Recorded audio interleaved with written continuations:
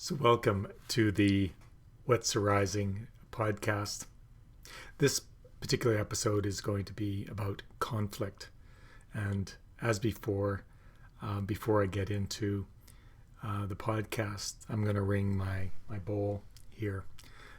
This bowl ringing is as much, maybe more for me than you. Helps me get into a different space and get connected and present and open to what wants to arise and come through me around the particular topic that is present. So I hope you enjoy it. It'll get me into a bit of REM in another space, and hopefully we'll learn some things in the podcast together. Here we go.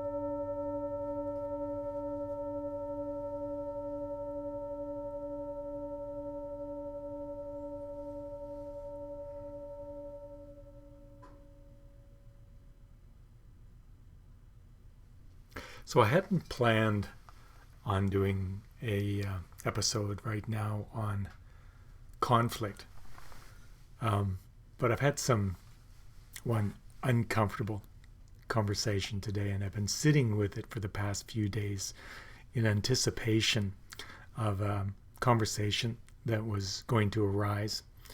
And being in conflict with others is not my favorite room. It's not my favorite place. I don't know if anybody has a favorite place around being in conflict with somebody else or some other people. It's something that we tend to avoid. Our capacity and our skills to be in a place of conflict is often not there. If you're like me, in terms of how you're raised, I learned to avoid conflict. There wasn't, emotions were mostly suppressed. So we never got the experience of how to work with conflict.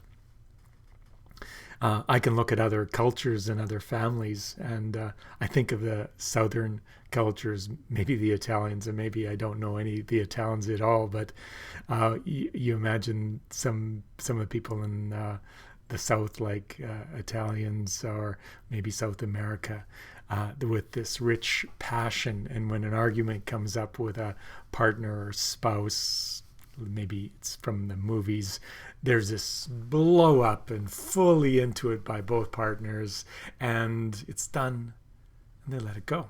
Maybe don't hold on.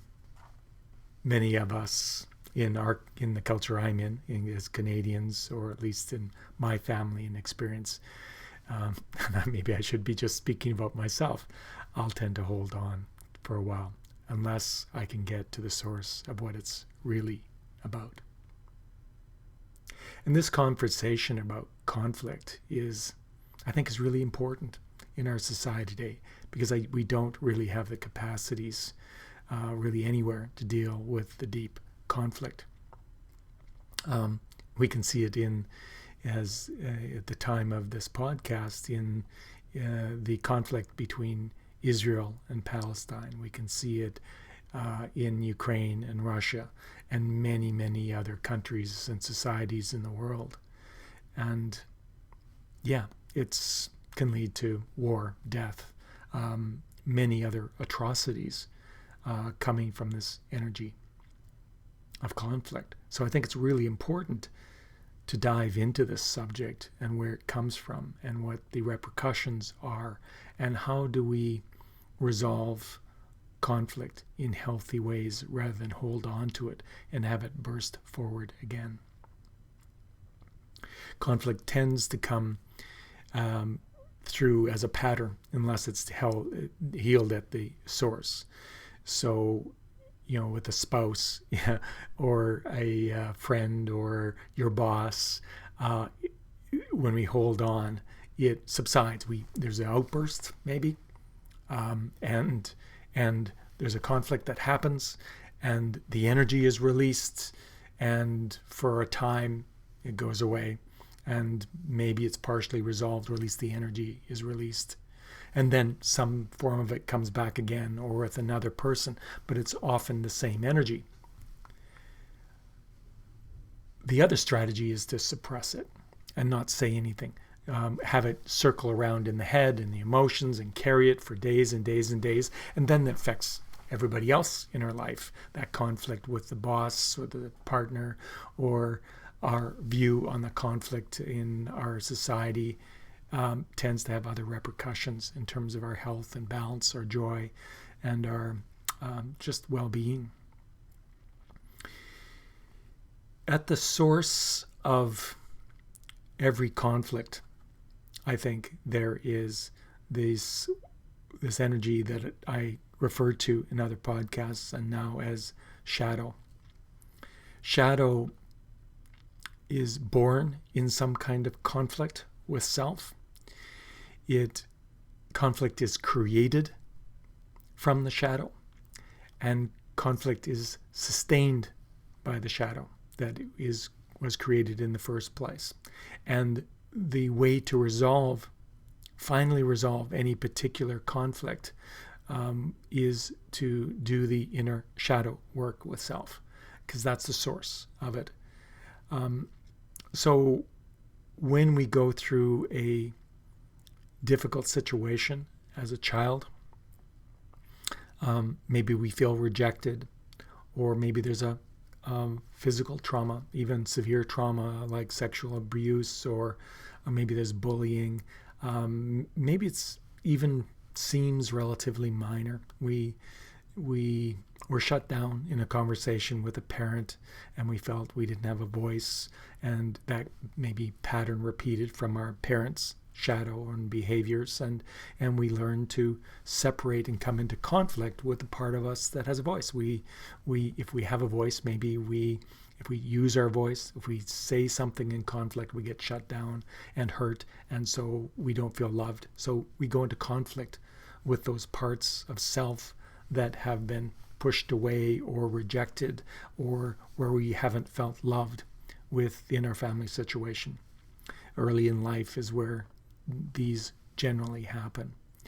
Or we stand up and shine, and somehow that causes the attention of somebody in our shine, in our joy, and they dampen that, shut that down, and reject us because we're happy when they think we shouldn't be happy. So there's a conflict there with the other party. Our parents are then transferring into a part of ourself, and we start to push away those parts of self that aren't welcome, or we push them down and suppress them inside ourselves. And here is where shadow is born, and now we have this conflict with self and the root of conflict with others. And this pattern continues to repeat itself. Often it starts in childhood, repeating, early childhood, and then mid-childhood, and then teenage years, and suddenly or over time, it gets solidified. And then it shows up in our other relationships. It also comes through our conditioning.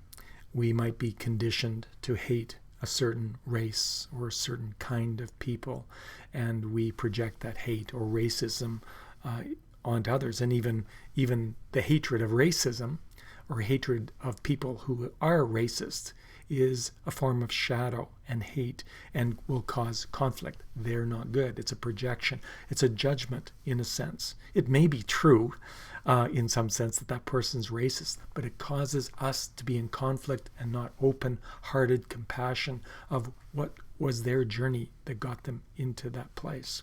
So looking at our own judgments and our own separation of self and suppression is part of that. So the shadow and conflict, and why it's so disturbing to be in conflict, is because when the shadow arises and the deep emotions and the trauma arises within the conflict, we're afraid of ourselves and we're afraid of what we might do. We're afraid of the other person, of what might happen there, and this original wounding is in the space. And it's a very uncomfortable space. We feel attacked, maybe. We don't feel we can handle it because we never handled it in the first place. And there's so much energy there. There's anger, there's sadness, there's hurt. There's so much energy in that space. So it's no wonder we don't want to go there. And probably we shouldn't. This external expression of the shadow is hurtful and dangerous and can lead to violence, physical violence in the wars we're seeing in the world, but also emotional violence and hurtful feelings on both sides. So how do we resolve this? How do we resolve this? And it's playing out in the world. We're creating even more shadow. The shadow, as you remember what I said, is created in the suppression and pushing down or projecting into the world. So there's the individual shadow and the sustaining of that shadow by pushing it down, trying to control it, keeping it, censoring it, suppressing it. And there's this projection on it. They're the angry person, not me. They're the incompetent person. They're the ones that are evil. Those are parts of ourselves that we pushed out into others or pushed inside, and eventually that blows up and we come into conflict with another. But this is also happening in our collective right now during these times. These shadows, which have a lot of energy, are coming up into the open. And what are we trying to do with them? We're trying to push them down. We're trying to throw those people in jail, if we can possibly do that, censor them, control the internet, the lies and everything else, all these things, the lies, the cheating, the corruption that's happening in the world, these various polarized, fractured perspectives are different perspectives of different shadows coming together in our collective. And we're entering this very, very dangerous times. So what do we do with the shadow in the collective? We have a habit of doing what we do with our own shadows. That is projecting and coming to war in conflict, or suppressing and having the inner war, which is less violent outside, but is also extremely horrible for our own well-being and our mental health, and not actually dealing with the shadow inside. They're connected. The collective shadow, the more we're pushing in judgment and shame and blame out into the world, the more we're adding our energy into that fractured world and therefore enhancing that. I've talked about that in other podcasts. We're pushing the wave even higher, which not only affects that energy, but is also we're fully in that wave, fully in the drama. That's not the way to resolve conflict. So one of the skills that I don't have very well is how to have those conflicting conversations. And I've learned a few things, but I haven't had a lot of experience. And those experiences I had was largely before my shadow work, where I didn't know that I could resolve a lot of that inside. And so full on heat, being right, blaming the other person for the problem. And what happens? I get separated from my girlfriend, or something else happens and I push them away or they push me away, and the conversation is done. And then it arises with somebody else who's willing to go to battle with my shadows or their shadows. I've learned that for the most part, I can't change the other person. That's not possible, or it's not a likely for success by trying to make the other person fix the other person. Yes, they have their shadows in those confrontations, and so will I. And the shadows are battling each other, and we don't like to be changed. I don't like to be changed by somebody else and say I'm wrong and be attacked, and neither do they. So the strategies of stepping into these conflicts, most of us are not very skilled at that. If we are going to go into that, we have to find a way, for ourselves at least, and hopefully invite the other person in to a more heartfelt, open, transparent conversations. How did I feel? And there's various techniques to do that, nonviolent communication and other methodologies to have those conversations and change those behaviors. It's important to create a safe space, a container, have a conversation about how we're going to talk to each other, not have an argument, not interrupt or something, have a talking object, and practice listening and repeating back maybe after we've listened that we've actually heard, so that both people feel heard and seen within those conversations. So there's a lot of techniques that I frankly have to learn some of those.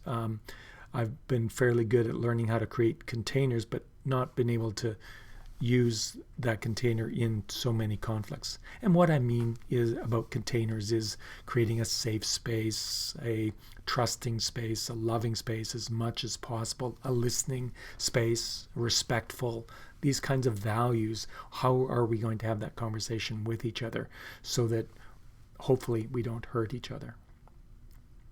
So we can move into those conflict situations and have a different kind of conversation, a dialogue where we're listening and practicing voicing and suspending our judgments and assumptions about what the person says, and be more in the inquiry. What's happening inside of me? What am I feeling? What am I noticing? What's happening over there? Being curious. Those are great spaces for any conversation, and definitely around conflict. But for myself, what I find works best for me is I can deal with the shadow in a self-dialogue before I ever get into that conflict. So it changes how I enter the space. If I'm having to enter the space in a conversation with someone else, I deal with that emotional charge inside of me before I ever come into the conflict. And if I'm wise and starting up a conflict, there's a conflict starting with between me and others, then if I'm wise for myself, I'll say, hey, this isn't a good time for this conversation. I'm noticing this charge in with me, and I need to do some work within myself to discover what that charge is about so that I can shift it. So what I do is take that back, that charge, identify what is this about? What can't I stand in the other person? What do I hate about that? What makes me feel hurtful in this situation? And I take that into a shadow process that goes back into the source of when that arose, and what's the part in me that is resisting and hating that other energy. Usually what I see, if I'm angry at them because they're incompetent, or I label them as incompetent, and this was me in the past, then taking back, am I incompetent? Do I hate feeling incompetent? Do I hate failure? And dealing with the fears of failure and looking stupid or not good enough inside of myself, then I can come into the conversation without the labeling energy of them. I completely resolve this in myself, and I'm really in a place of open compassion with the other person and the energy. My energy changes, and I can just listen to their experience.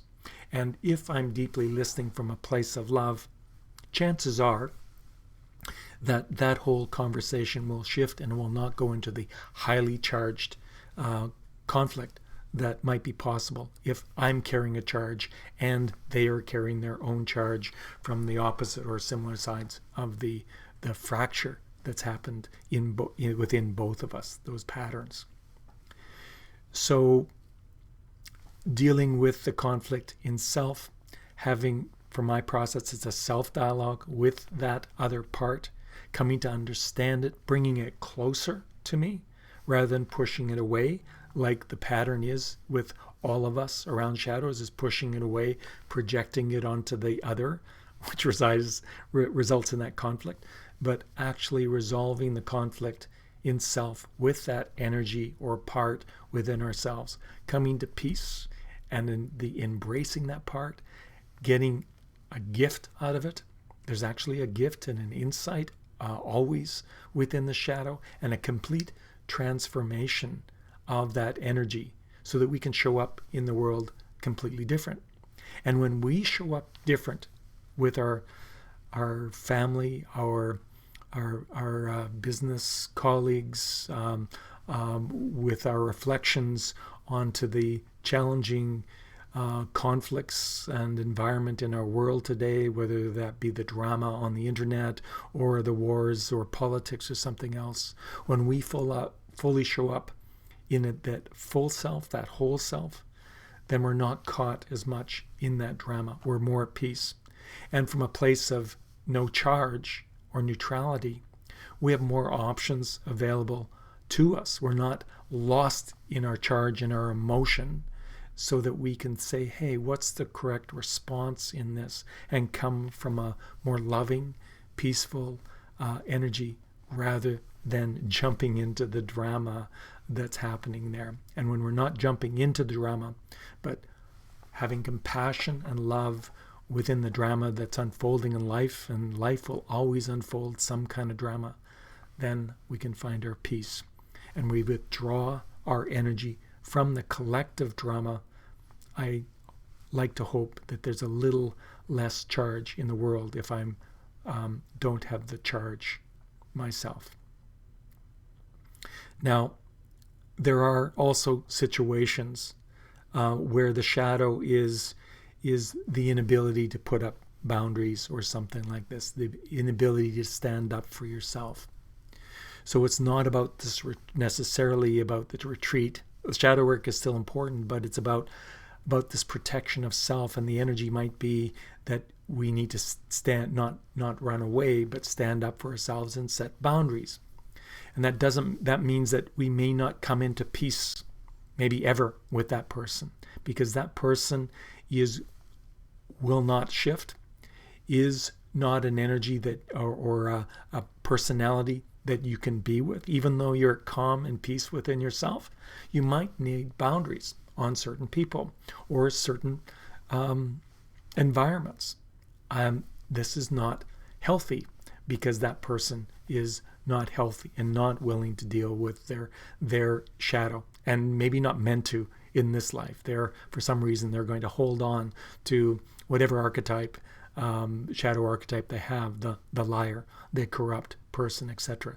Well, there's no sense of inviting a thief into your house, even though you're at peace and love and care for that thief. You might put some boundaries around that person and maybe move them out of your life with compassion for yourself. It doesn't mean that there won't be conflict from them to you.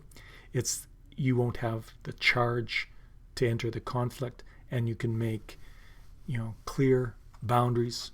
You can find places for restraint on yourself, or the restraint on the relationship, because it's just never going to be healthy until if they choose, deal with their shadows and come into peace with themselves.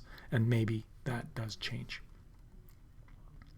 So I hope this is helpful in terms of conflict. I know I'm a work in progress on conflict and dealing with conflicting situations. I'm in one right now, and we'll have to have another conversation. And I've got some more inner work to do, probably before the next conversation. And I don't know if that other person will be able to see what we discussed, or if I've got all of the insight into what I need to shift and transform in myself.